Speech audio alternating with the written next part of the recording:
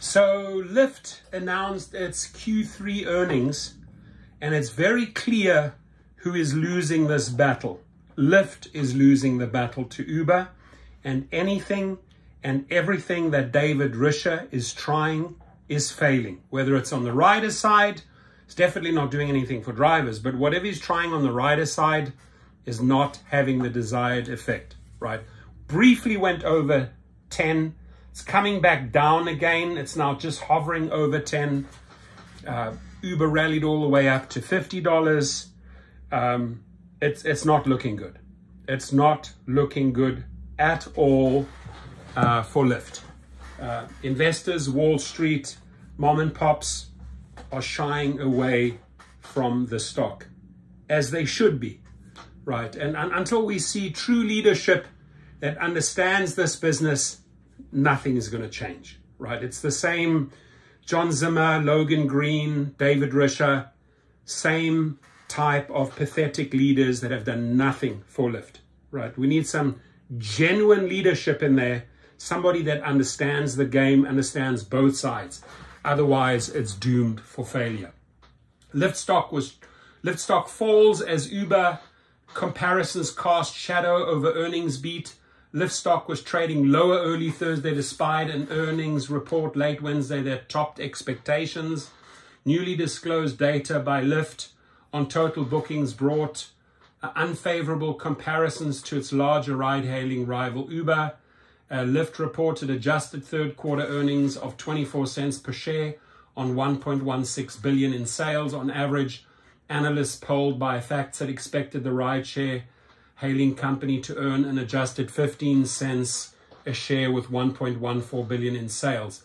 Total bookings disclosed by Lyft for the first time in this report were up 15% year over to 3.55 billion.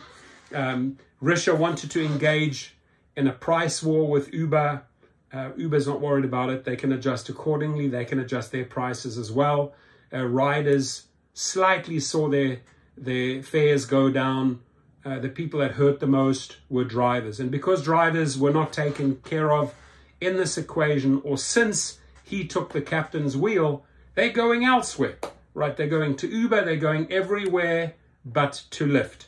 So I would say Q4 is going to be rather shocking, right? It's going to be rather shocking because the confidence is not there. I mean, slightly over 10, we almost back under 10 again. It's sad, ladies and gentlemen. The company provided long-awaited bookings and rides disclosure, which investors have wanted since the initial public offering. In a client note, less positively, the incremental disclosure may not necessarily work in Lyft's favor, where bookings could shine a greater light on structural challenges versus Uber. Lyft stock serving more riders. Overall, Lyft revenue in the third quarter climbed 10% year over year.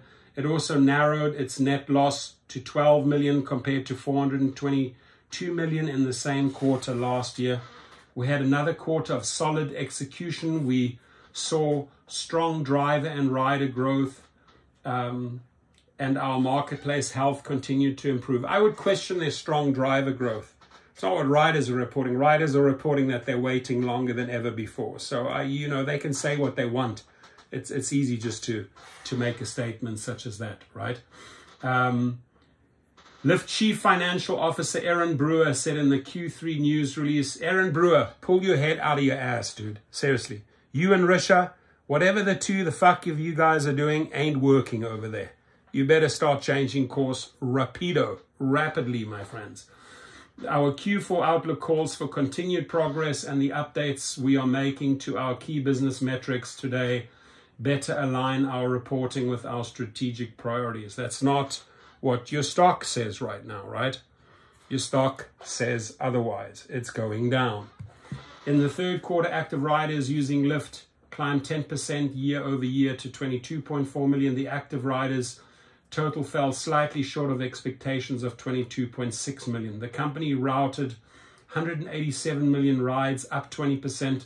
That number includes rideshare and bike and scooter rentals. You see, so there already they can fudge.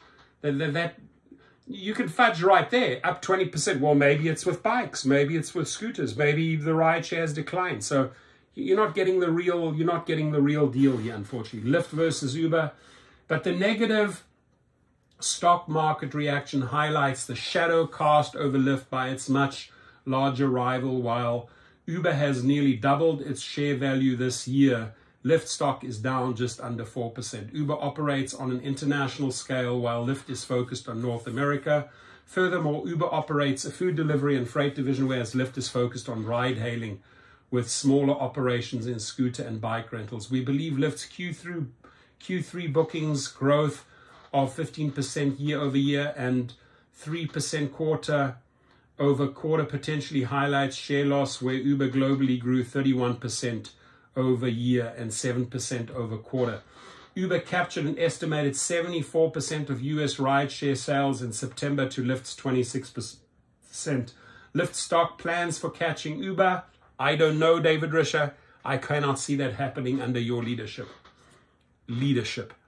Under new Chief Executive David Risher, Lyft has cut costs and lowered fares in a bid to catch up to Uber.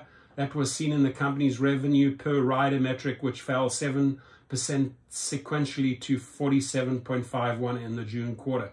For the September quarter, the number edged back up to 51.67. On the company's earnings call, Risher highlighted new products and partnerships. Look, we've discussed those new products, we've discussed those new partnerships, nothing to write home about, nothing exciting there. Nothing at all, in fact, for drivers.